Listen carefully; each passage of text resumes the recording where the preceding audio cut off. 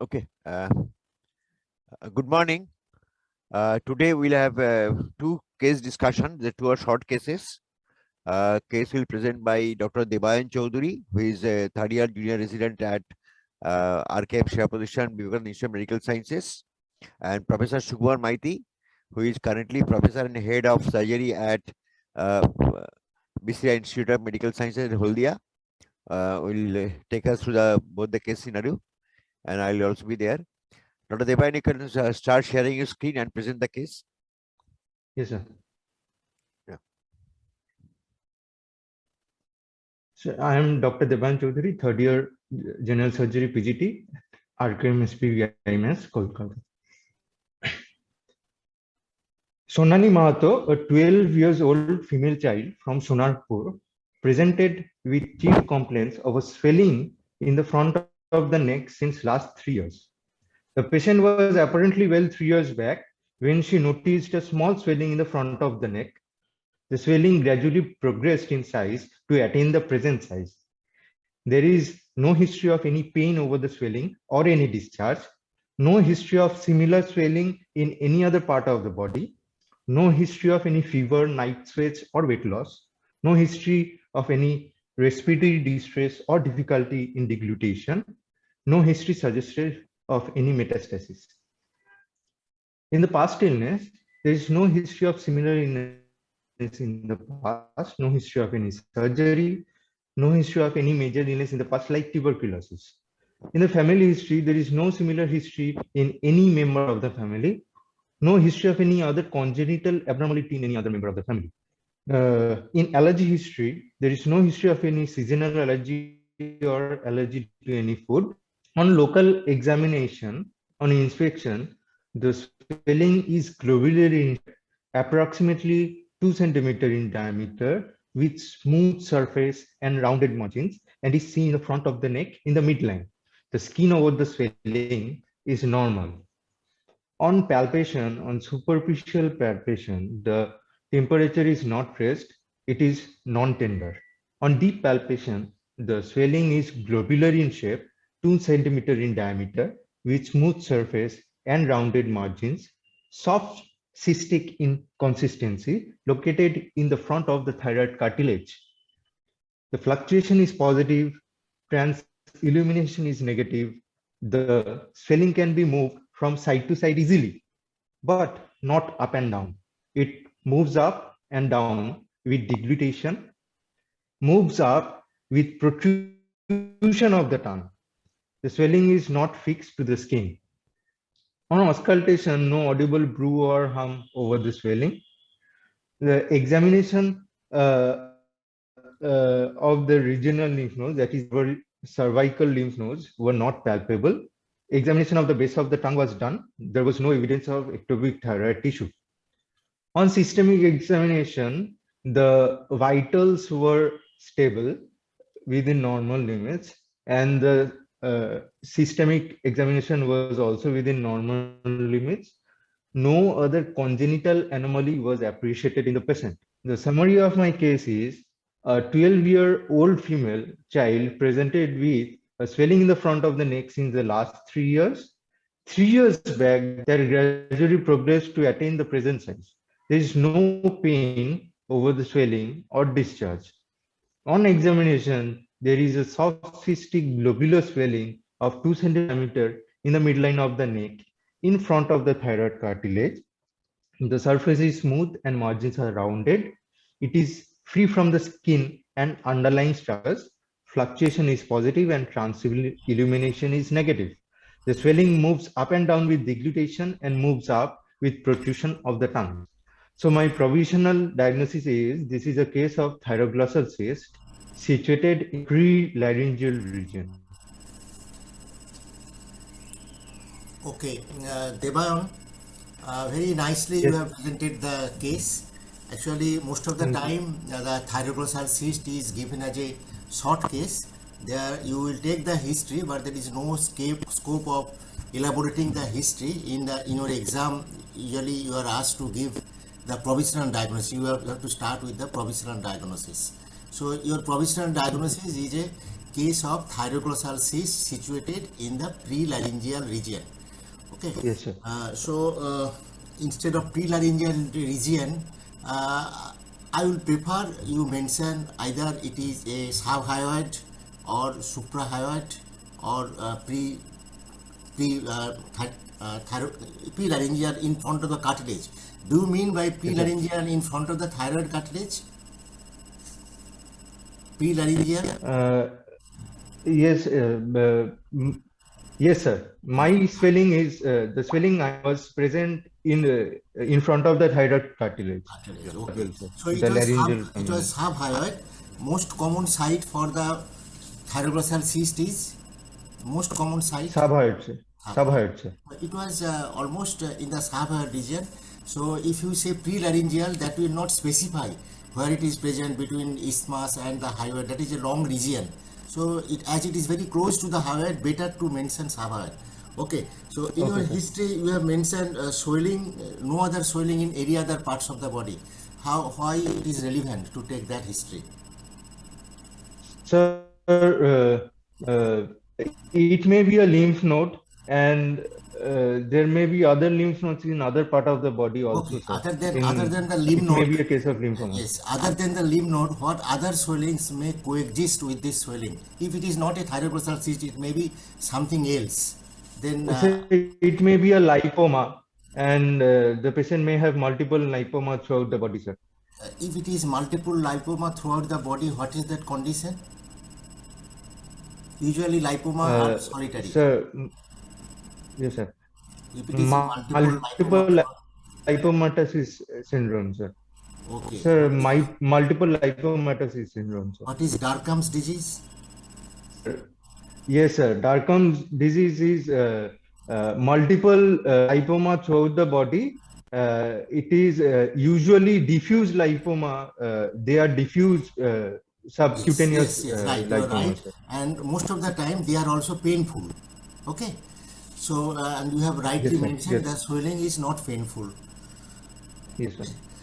Then another thing you must also keep in your mind, that is neurofibromatosis. Okay, neurofibromatosis may occur anywhere in the body, though it is more common in the trunk area, but that can also occur in the neck along with the other sides. So lymph nodes, lipoma, and the neurofibroma, these three conditions can produce generalized multiple swellings. Those condition will come in your mind. You have said that there is no signs of metastasis. In this age of 15 years, do you think the malignancy of thyroid is common? No, sir. No, sir. If it is present, in which carcinoma of the thyroid may occur also in this age group? In this particular age group, one type of malignancy is very common. Sir, medullary carcinoma thyroid. No. That is papillary carcinoma of the thyroid. Papillary. Papillary carcinoma of the thyroid that can also occur in the young age. So you have mentioned translumination test is negative. Yes, sir. Do you think that in all the cases of the thyroglossal cyst, the translumination test will be negative?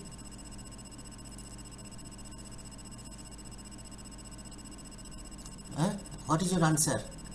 In some of the cases, you may get positive translumination test. Okay. Am I audible? Yes. So in some of the cases of thyroglossal cyst will be positive transluminant. So in the same region, in the subhyoid region, one cystic swelling is almost always transluminant. What is that swelling? In the subhyoid region, one type of globular small cystic swelling may be transluminant. What is that swelling? And that is relatively more fixed. You cannot move even it transversely. What is that? That is subhyoid bursal cyst. Subhyoid bursal cyst.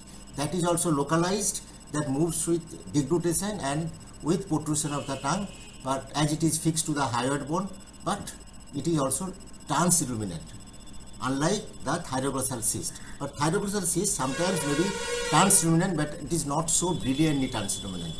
So why thyroglossal cysts are usually not transilluminant? Most of the time, yes, sir. The content is usually jelly-like, and it may contain cholesterol. yes, if there crystals is also. abundance of So, and, cholesterol crystals, that will make it less transluminant. Yes, sir. Okay, so what are the swellings in that region also moves with protrusion of the tongue? Swellings that may be attached to the hyoid bone. Example, a subhyoid bursal cyst can move up with the protrusion of the tongue, sir. Okay. Okay.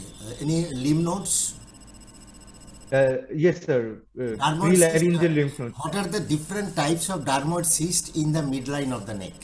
Is it common in the midline or laterally? Dermoid cyst are Dermoid cysts occur in the midline generally, sir. What is the commonest site of dermoid cyst in the midline of the neck? Uh, Or commoner in the site? subhyoid region, sir. In the no, Subhyoid region. no, that is not Subhyoid the- region, sir. No, that is not the common site. Common site at the ends of the midline.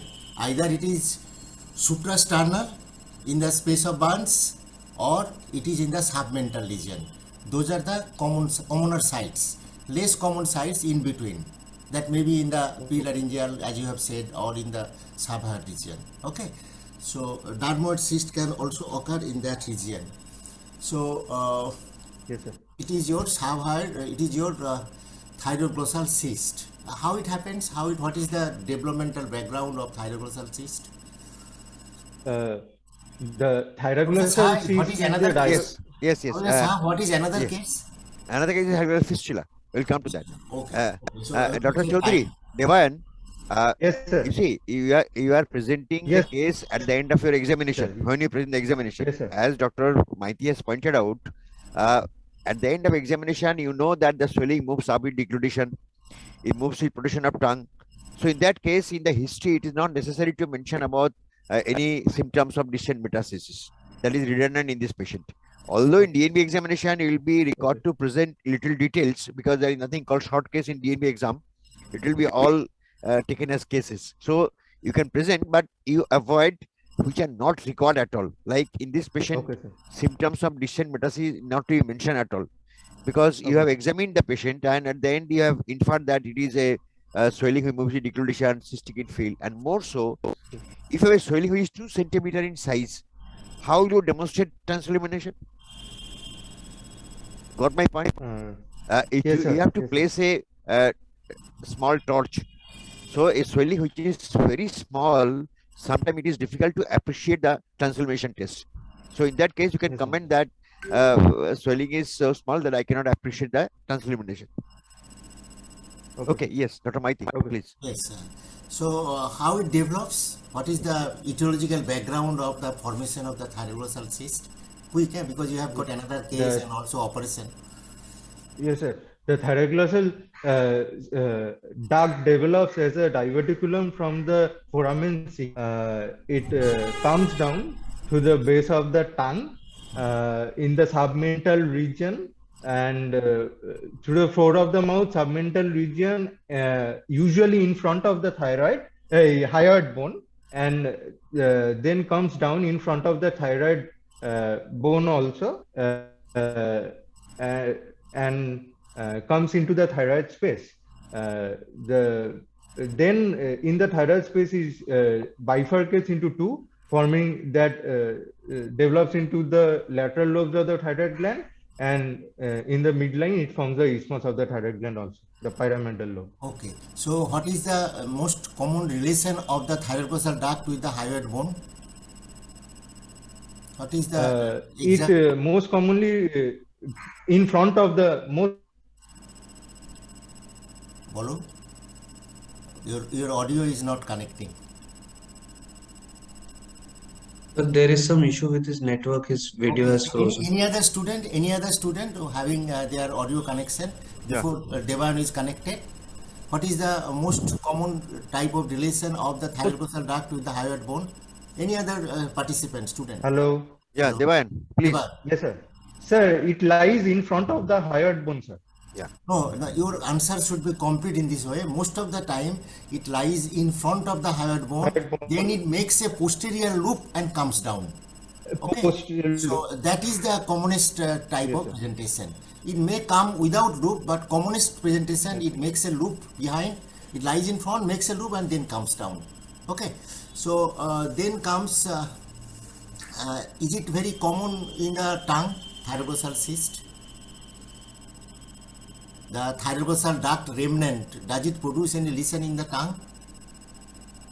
Within the tongue? Sir, actually, sir, I could not hear you, sir. Oh, you cannot hear. Hello. Hello? Hello, can you hear me?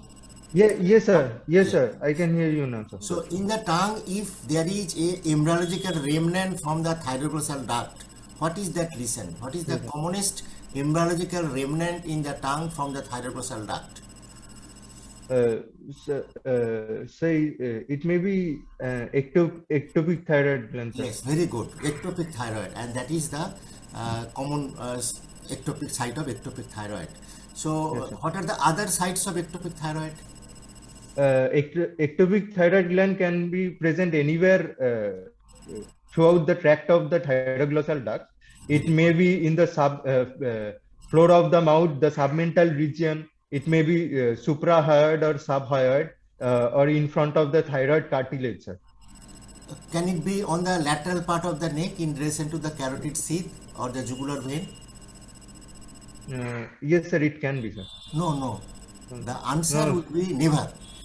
Okay. Never, sir. Because if it is a remnant from the thyroglossal duct, it cannot be a lateral ectopic. Okay. The lateral, what is aberrant thyroid?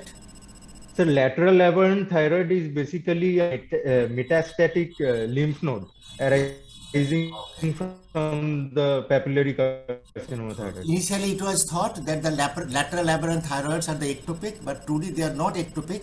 They are the metastatic malignancy from the thyroid.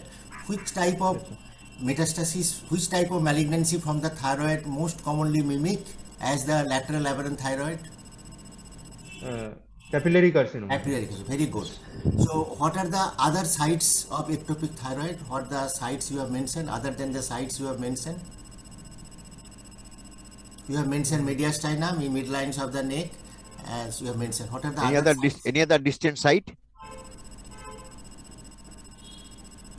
So I don't know, sir. What is truma ovary? What is truma ovary? Sir, I don't know. It is the I don't ectopic know. thyroid tissue within the ovary. So thyroid tissue may also be found in the vagina, within the pericardium and elsewhere at many sites. But probably the thyroid tissue in the ovary, vagina, even in the inguinal canal, those are not the embryonal remnant, but those are the just transformation of the tissue, the teratogenic origin. Those are of teratogenic origin from the embryonal ectoderm, and not directly from the extension from the foramen cecum. Nothing to do with the descent of the thyroid. Okay, so this is your thyroglossal cyst. So will you investigate to confirm your diagnosis in this particular patient? Yes, sir. I will always investigate. What sir. I investigation? will do a USG. USG, sir. USG of the neck, sir. What USG finding you will get? Sir, if it is What a are the thyroid, things- what are the things you will look for in the USG? sir, I will look for the composition of the cyst and also if presence of any thyroid tissue within the cyst, sir. Only that? or- Also, we will see whether the thyroid gland is present in the thyroid region or not, sir. Not very good. That is also very important. So when you are advising a ultrasound, your mind will not only concentrate on the cyst, but also you also look for what is the status of the orthotropic Thyroid gland. Okay. So any other investigation you would like to do in this particular patient? Sir, I can do an FNAC from the swelling, sir, Before that, to confirm the diagnosis. before that, any other investigation? You have to also do the thyroid function test. Yes, sir, thyroid Thyroid function. Patient can present with hypothyroidism. Hypothyroid, particularly if it is a ectopic thyroid. It is a ectopic thyroid. Clinically, before your ultrasound, clinically, can you give some idea that thyroid is present at its normal site or not? Clinically, is it possible? a tricky question rather. If you do it very carefully, you can assess that yes, thyroid is also present at its normal site. How you can assess clinically? If you palpate the tracheal cartilage, fine. so you can palpate a fleshy mass of isthmus, which is Yes, sir. palpable below the cricoid cartilage. So below the cricoid cartilage, you can palpate the first tracheal ring, and after that you will get a fleshy mass. The isthmus is most of the time is palpable, particularly very lean and thin patient. If it is very obese, you may not be it may not be palpable. But in this girl, you may even be able to palpate the isthmus of the thyroid. So that will give an idea that thyroid is probably present at its orthotropic site, its normal site, and ultrasound will help you. Do you believe that the thyroglossal cyst will contain some ectopic thyroid tissue along with it in its wall? Yes, sir. It may contain ectopic Can you thyroid. give an idea about the percentage? Sir, 2 to 5%, sir. 2%. Maybe according to some study, it may be little more. So what are the other tissue which may be accompanied with the thyroglossal cyst in its wall other than the thyroid tissue, which is more commonly found with the thyroglossal cyst other than the thyroid tissue? Say it is a tubulodermoid cyst. No, tubulodermoid that is a type. Other component is the lymphoid follicles, and because of the Yes, sir. presence of Yes, the sir. lymphoid follicles, it is very prone to undergo infection. Infection, sir. Okay. Yes, So, sir. It has so a as you- epithelial lining, and beneath it, it So, has as infection. you have mentioned, it is tubulodermoid. What are the other types of dermoid?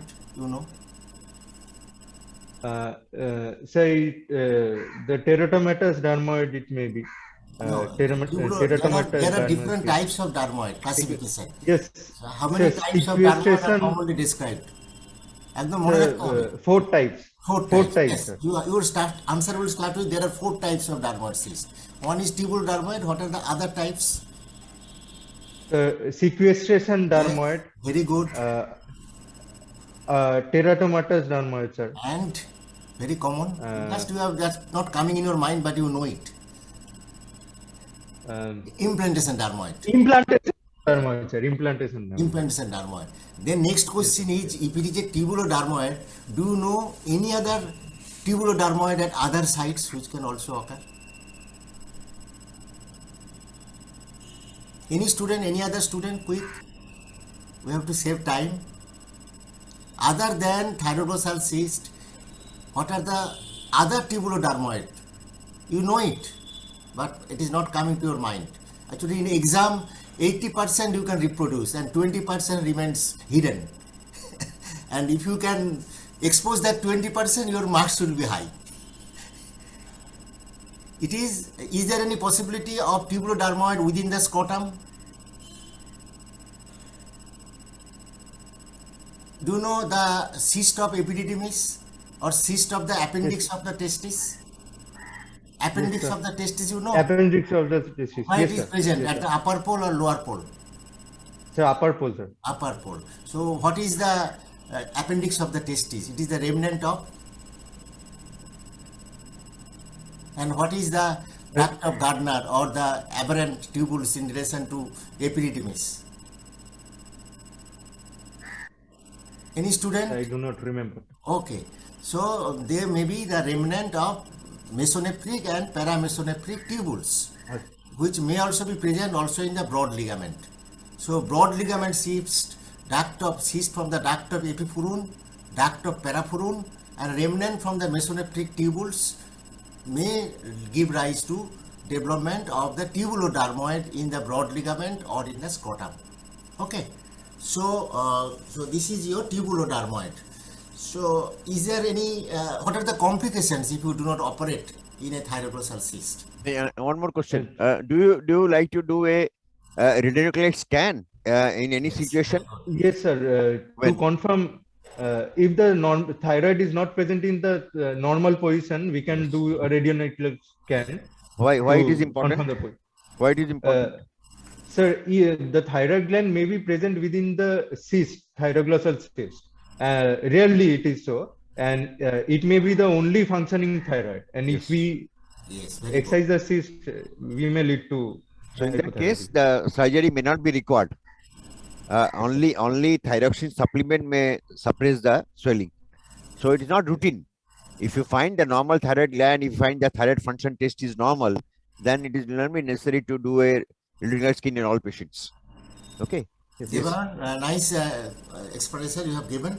So remember, thyroid scan is very important if ultrasound does not show a orthotopic thyroid and if the patient is suffering from hypothyroidism. A sole ectopic thyroid at ectopic site is almost always associated with hypothyroidism. Never the patient is euthyroid. Okay, so can you clinically differentiate a thyroglossal cyst, a subhyoid thyroglossal cyst from a ectopic and the sole thyroid gland at that region? And that is the only thyroid tissue. If it is ectopic thyroid and it is the only thyroid tissue, how to differentiate clinically? Sir, by protrusion of the tongue, sir. That will also move, because if it is a ectopic thyroid in the subhyoid region, that will also move. Any How will idea? be the consistency of the two swelling? It will be same. No, sir, no, sir. What? Cyst will be, it will be soft cystic in case of a cyst, and in the thyroid will be soft, sir. Exactly. And shape may not be globular in case of ectopic thyroid. And another most important thing, differentiating point, is the presence or the age of presentation. In case of thyroglossal cyst, it is never presented at birth. It is almost always beyond 2 to 3 years. But in case of ectopic thyroid, if it is only thyroid, then it will present since birth. Okay, a thyroid tissue will be present since birth. It is only thyroid. Then what will you do for this patient? If it is proved to be a thyroglossal cyst and normal thyroid tissue is present at its normal site, then what will you do? So I will do a cyst trunk operation, sir. Who has cyst trunk? I do not He is know. from which country? USA. Dallas, USA. Okay. When he described this operation, cyst trunk operation? Long back in 1920, remember? 1920. So about 102 years back it was described. So almost we are close to centenary. That just we passed the centenary of that operation. Now, shall we pass to the next case? Then we will discuss the cyst trunk operation. Yes. Because we will same for both. We can have a presentation of the next case of thyroglossal fistula. Sir, I didn't prepare a presentation of thyroglossal fistula. Oh, we have not prepared. I Okay, was so, told to. Okay. so let us discuss about the thyroglossal fistula. Okay, so this is a thyroglossal cyst. What are the complications which may happen to this thyroglossal cyst? Thyroglossal cyst may get infected, sir. It may and present with red tender swelling. It may burst out and have communication with the skin, leading to a thyroglossal fistula, sir. Okay, Or suppose rarely it may turn to, very rarely it may turn to carcinoma, papillary thyroid carcinoma. carcinoma, as you mentioned. Suppose the patient has been seen by you for the first time in an infected condition. What are the Yes, sir. differential diagnoses? Infected thyroglossal cyst, and you are examining it for the first time. Say it may be a infected lymph node, sir. Infected lymph node. Lymph nodal, yes, sir. How it can be infected? What are the different? Do you think of any? It is specific or non-specific? Infected lymph node in the neck. No. You should always keep in your mind, particularly in our country, Yeah, whether we are tuberculosis. tackling with a tubercular lymphadenitis or not. Tuberculosis. Okay. Yes, sir. Also, it may be sometimes it may present with an abscess, cold abscess, Yes, sir. infected or secondary Cold infected abscess. cold abscess in that region. Yes, sir. Okay, so those are the complications. So it is a fistula. So if it is a fistula, so we'll call it a congenital. You will call it thyroglossal fistula. Do you think Yes, in sir. most of the time it is a fistula or sinus? It is usually a fistula, sir. What is the difference between fistula and sinus?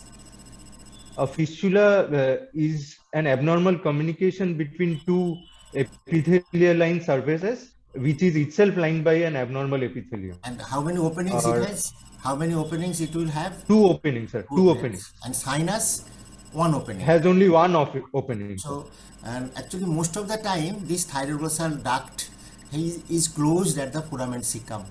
Okay, so many a times, most of the time it is closed at the foramen cecum. So it may be a branchial, it may be a thyroglossal sinus, as in case of branchial sinus and branchial fistula. Branchial sinus may communicate with the pharynx, then we call fistula, or it may be closed. Yes, sir. So, is it possible that thyroglossal fistula is a congenital one or an acquired one? It is acquired one. Sir, usually it is acquired. Very, very rarely it may be congenital, sir. Actually, many examiner may like that your answer always it is acquired. As in case of branchial sinus, it can be both. But for thyroglossal duct fistula, almost always, very rarely, almost acquired. always, it is the acquired one. Why you call it acquired one? What is the cause of acquired one? Sir, a thyroglossal cyst may get infected and burst out, forming a fistula, or it may be due to patient came with an infection of the cyst. I had done an incision and drainage, and it has formed a fistula thereafter. Oh, It may be after excision of the cyst, I did not excise the thyroglossal duct completely. It will lead to the fistula, sir. okay, fine. So, Professor Saha, any question? Yes. Critical question? Then otherwise Can we you system can you operation. explain? Sometimes in thyroglossal fistula external opening, there may be a hood of skin. Yes, sir. What is the explanation for this hood of skin around this fistula tract?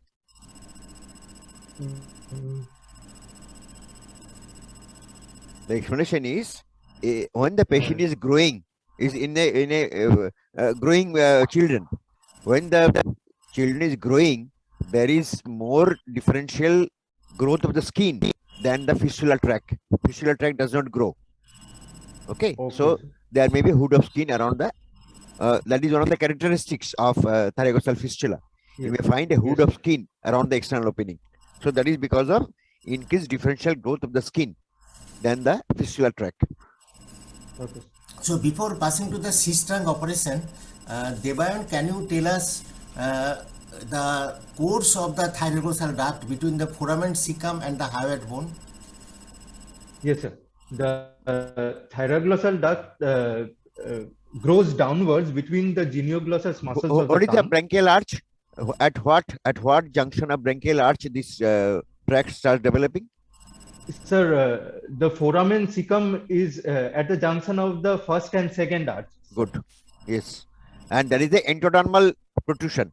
Endodermal protrusion. Yes. Yes. And that comes in between the two genioglossi. Yes. Yes. Between the two genioglossus muscles come down in the submental region, grows down in front of the hyoid bone, usually tracks Okay, and up to backwards this, to the hyoid. Okay, Devan, I wanted only this portion between foramen cecum and the hyoid bone.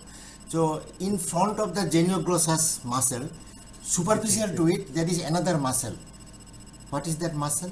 Superficial to genioglossus in the region of this submental region. Sir, mylohyoid muscle. Mylohyoid muscle forms Mylohyoid muscle is the muscle. Another muscle deep to mylohyoid, between mylohyoid and genioglossus, which is actually there is another muscle that is Yes. Yes. hyoglossus, sir. you Yes, must retract that muscle. Hyoglossus, sir. Yes. Hyoglossus, sir. Geniohyoid.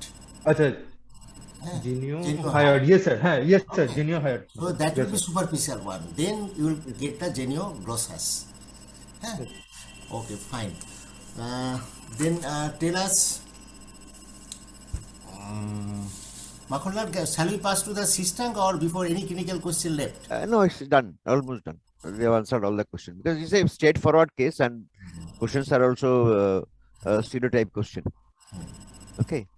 Then we can pass to the cyst trunk operation or, Yes. or any question in relation to the fistula Anyone has any question? or any clarification from the student, any query, any clarification? So regarding the sinus, Debayan, so what are the different sinuses in the neck or fistulas in the neck? What are the possible, clinically, what are the fistulae which may occur in the neck? One is thyroglossal fistula, another is branchial fistula you have mentioned. Any other possibility of any sinuses or fistula? Infected lymph node can cause a sinus. Devan, your audio is not working. Can you hear us? Devan? Devan, Sir, he has disconnected. He has okay. disconnected. So any other student? Any other student can answer? Yeah. So three things you have got. Pharyngeal pouch you have heard, pharyngeal pouch you know. So if a pharyngeal pouch is a long-standing pharyngeal pouch, that may got infected and that may can also produce a fistula. Sometimes a iatrogenic fistula is made in pediatric patient.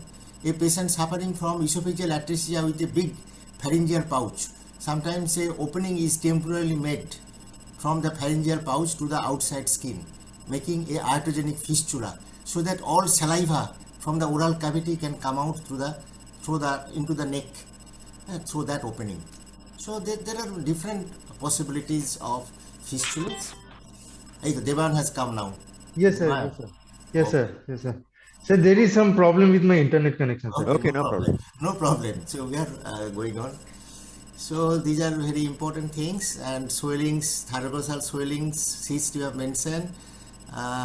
Is it possible there are multiple thyroglossal cysts? Multiple thyroglossal cysts, is it possible? Yes, So it is usually- possible. But yes. some cases are reported, but almost always it is solitary. But multiple cysts along the course of the duct are also reported. Yes, And thyroglossal cyst along with lingual thyroid, because that is also reported. Okay, because some of the ectopic thyroid tissue may be at the region of the foramen cecum, and that is presenting with a cyst below. Yes, sir. Akolal, let us pass to the cyst trunk operation. Yes. Okay. So you will suggest the cyst trunk operation for this patient. Cyst trunk actually described this operation long back in 1920, and during the same time, 3 years, not 3 years, that is about 9 years before that, Konrad Ramstedt described the operation for pyloromyotomy. You know, pyloromyotomy is the operation sir. for congenital hypertrophic Yes, sir. stenosis. Yes. So those two operations in the history of medicine is so Really? standard that 100 years have passed, Yes. but there is almost no change in the principle of the operation. Okay, and Okay. as is widely accepted, we don't know whether any other change will come or not, but those will stay. Okay, and nowadays by robotics people are trying to do the operation for thyroglossal cyst, but the principle is same. What is the most important part in the operation? Before going to the steps, you say what is the most important part in the operation of the cyst trunk operation? Sir, excision of the whole tract, sir, Yes. Principally, you have to. Excision of the whole tract, including the hyoid bone, the body of middle the part of the not hyoid bone. not the hyoid, body of the hyoid Body bone, of the not hyoid middle bone. part of the Exactly. hyoid Body of the hyoid bone. bone. Okay. Now describe the steps of operation, cyst trunk operation. Yes, sir. Suppose there is, in your case, there is a subhyoid thyroglossal cyst. So we give a transverse incision Before over the that, cyst. No. If I give any steps, you Oh, should sir. be Okay. starting Okay. it. The first Anesthesia, is we position. perform it by Anesthesia, general position. anesthesia, sir. We perform by general anesthesia. The neck is hyperflexed, keeping sandbags at the Hyperflexed? Hyper? hyper extended, sir. Hyper extended. No problem, no Uh, problem. The neck is hyper extended, keeping sandbags at the shoulder, sir. What is that position called as? Sir, rose position, sir. Yes. And the head is supported by head rings, Yes. and the table is 15 degree, made 15 degree head end elevated, and we under general anesthesia the draping is done, the 3 towel draping, Yes. and Good. and then we provide the incision. The incision is given a transverse incision over the cyst. Made incision not given Yeah, incision is made. সবসময় খেয়াল রাখতে হবে, ওইগুলোই তোমার examiner মাঝে মাঝে বিরক্ত করবে তোমাকে, ঠিক আছে? কিছুই নয় ব্যাপারটা, কিন্তু you may be disturbed in your fluency. Okay, so never say given. হ্যাঁ, okay. So a transverse incision is made over the cyst, and the cyst is dissected out. Flaps are raised above. The upper flap is raised, and usually the tract lies posteriorly, upper and posterior to the cyst, and the tract is traced back. If to confirm the position of the tract, we may introduce some dye within the cyst, methylene blue dye, to confirm the position of the tract. Then following the coloration, we can see where the tract goes, and we excise the tract. The body of the hyoid bone is also. Devan, stop. So you are operating a thyroglossal cyst. Yes, sir. So how will you get the tract? So you will intentionally make an injury to the tract, or you will inject dye into the cyst? Tell us. What is the technique usually- of introducing the dye? So it's given into the cyst, sir. Cyst. Okay. So instead of telling into the duct, you tell more clearly that I introduce the dye into the cyst, inject into the cyst. Oh, then Yes, sir. Then the tract is excised up in the upward direction, and up to the base of the tongue. In between, we divide the body of the thyroid bone with a bone cutter and excise the tract, because most commonly the tract goes behind the hyoid bone also. It has a upward extension behind the hyoid bone. Then we excise the tract up to the foramen cecum. In the foramen cecum, because it is high up, it is very difficult to visible that area. So in that case, we place a finger inside the mouth and depress the posterior part of the tongue, so that it is visible. Then we tie up the tract at the foramen cecum and divide it and take out the whole thing, sir. okay, fine. So you have said your case is a prelaryngeal or a subhyoid thyroglossal cyst. So is there any chance of injury to the larynx, wall of the anterior of the larynx during your dissection? Prelaryngeal, is there any chance of injury, and if there is a chance of injury, which part of the larynx will be injured? Sir, yes, sir. Injury may occur, sir. Injury to the upper part, the upper part of the thyroid cartilage. That, Or maybe the in vocal between, cords.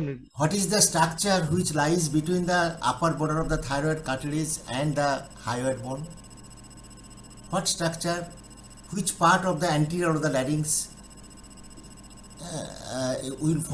which structure will form the anterior wall of the larynx between the thyroid cartilage and the hyoid bone? Anterior wall. What is that Any other membrane? student? Yes, thyroid membrane, sir. Thyroid membrane. Okay. Now tell us the attachment of the thyroid membrane to the site of attachment of the thyroid membrane to the thyroid cartilage and the hyoid bone. That is very, very important. Otherwise, if you do not know the exact attachment, there is chance of injury to the thyroid membrane. Tell us what is the exact attachment of the thyroid membrane. The thyroid membrane is attached to the thyroid line of the thyroid cartilage. Thyroid line, what is that?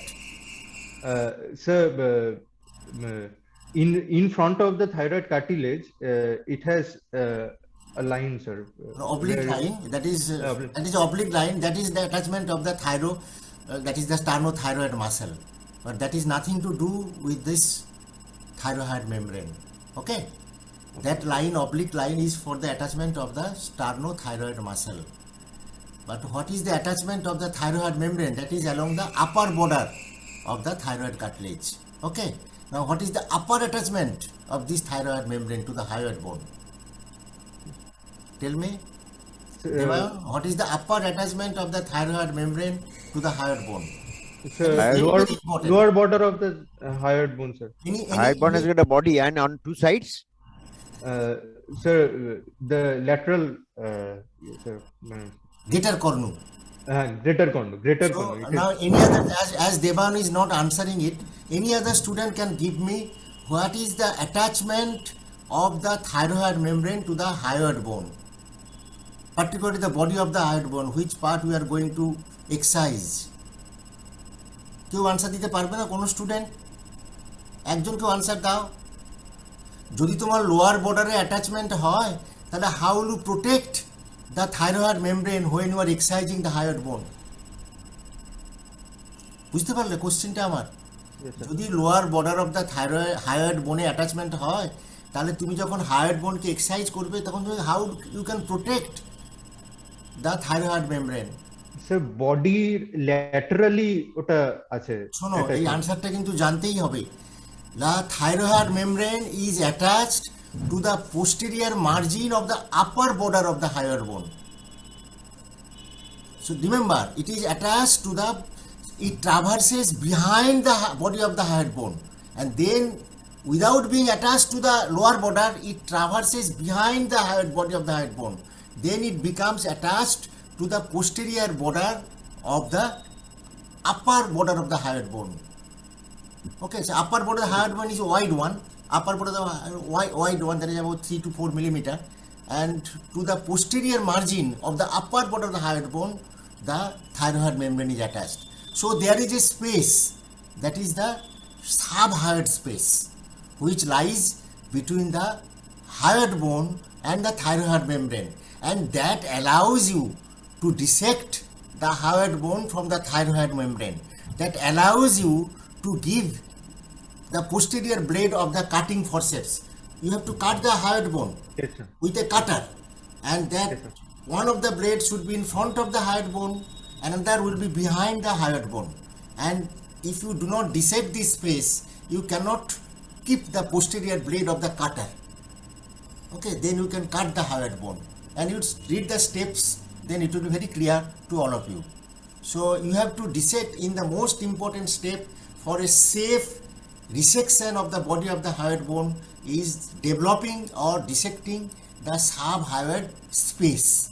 Subhyoid space. Okay, that is very, very important. Then, and this thyroid membrane is attached to the periosteum of the hyoid bone, upper border of the periosteum of hyoid bone. So you have to elevate the periosteum of the hyoid bone from the upper border. Otherwise, there is chance of injury to the thyroid membrane.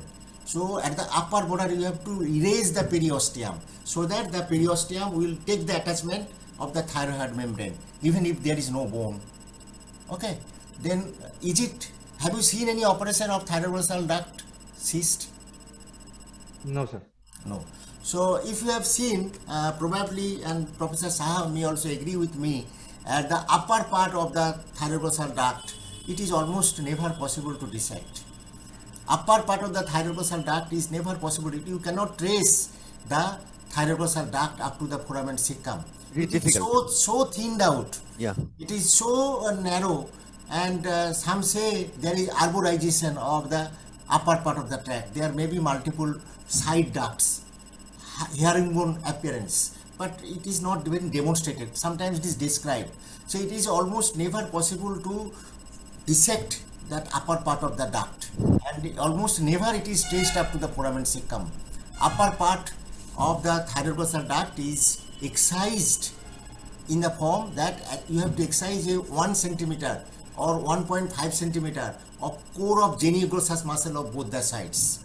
So you have to remove a 1.5 centimeter strip of muscle, genioglossus muscle, from the midline, and that will ensure that you have excised the duct. Okay, understand my point? Okay, sir. Okay, so that then you complete your operation. So you have excised it, and you will establish the hemostasis. So if you excise the body of the hyoid bone, will there any disability, any form of voice or deglutition? Uh, We have 5 minutes left only. Any form of disability?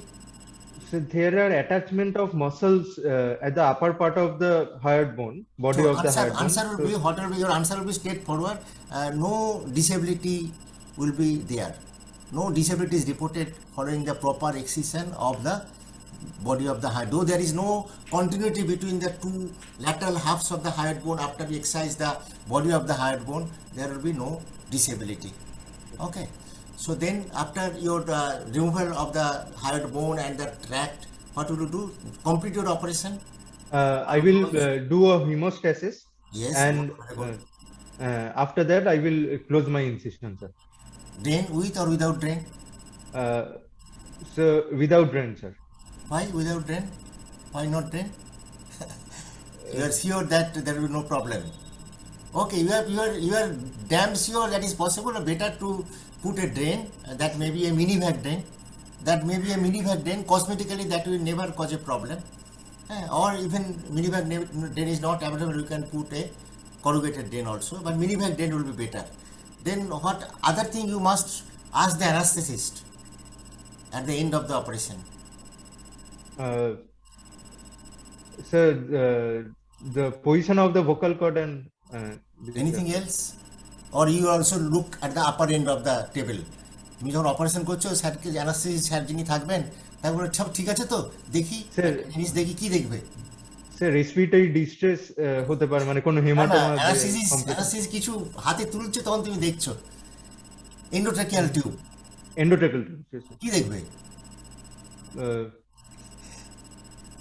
Blood আছে কিনা টিউবের গায়ে blood লেগে আছে কিনা that ensures that you have not injured the wall of the larynx. You have not injured the thyroid membrane. So if there is tube is blood stain, that may come from two sources. One is একটা তো usually অনেক সময় during introduction একটু Exactly, mucosa আমি তো থেকে বললাম, একটু এটা হয়। দুটো জিনিস থেকে হতে পারে। একটা হচ্ছে ইন্ট্রোডাকশনের সময় ডিফেক্ট, সেটা তুমি আগেই জানো যে where there is too much struggling during the induction, যদি পেশেন্টের স্মুথ ইন্ট্রোডাকশন হয় তাহলে তোমার ব্লাড থাকার কথা নয়।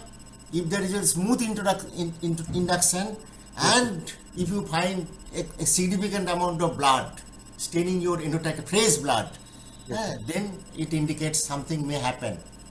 So you are sure and you have recorded it. You have to record it. There was no blood adhered to the endotracheal tube. So, Professor Saha, any other question? No, Continue. yes, I have covered everything. Oh, then Very then nice tell me, suppose you are operating a C-strung operation. You can do a complete C-strung, but till there is chance of recurrence. What is the chance of recurrence in C-strung operation? 5%. 5%. If you do it very correctly, it may be close to 0%. It may vary from 0.5 to 5%. Okay, 5% is rather too high. Let's know. As in Less case than of 5%. recurrence of hernia, nowadays in the modern days, the hernia recurrence should be less than 1%. Similarly, following a good C-strung operation, it should not be 5%. Suppose you have not excised the body of the hyoid bone. You have excised only the cyst up to the body of the hyoid bone, up to the lower border. Patient হঠাৎ খারাপ হয়ে গেল, করতে পারলে না, বন্ধ করে দিলে. What is the chance of recurrence? Sir, 20%, sir. 100%. 100%. 100%. আমি তো করি। Remove the body of the, it is almost 100%. 100%. Okay. So suppose you have This time patient may present with fistula. If you have done incomplete excision, this time patient can present with either it will fistula. be a recurrent cyst or a fistula. It may be a recurrent cyst or a fistula.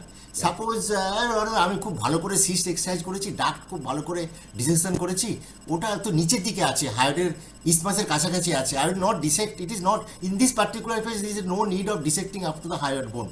তুমি over confident, I have dissected it very nicely. Whole cyst has been removed.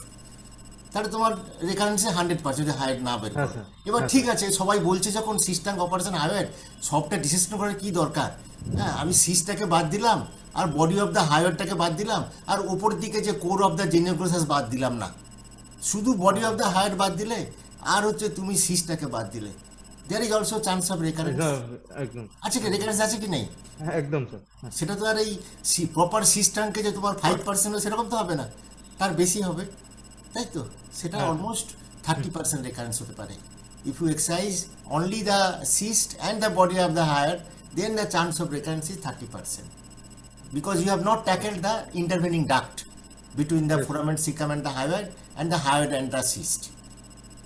Anything else? Okay. Dr. Nee, Bakalan?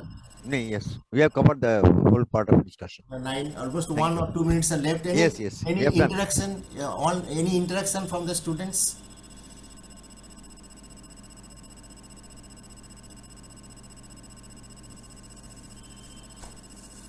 Nee, I think we have covered. আচ্ছা thyroid ectopic thyroid যখন বললে ectopic thyroid তোমার আর কোথায় হতে পারে বলো তো? নিচে নেকের মধ্যে বিভিন্ন জায়গা হতে পারে, কোথায় কোথায় হতে পারে?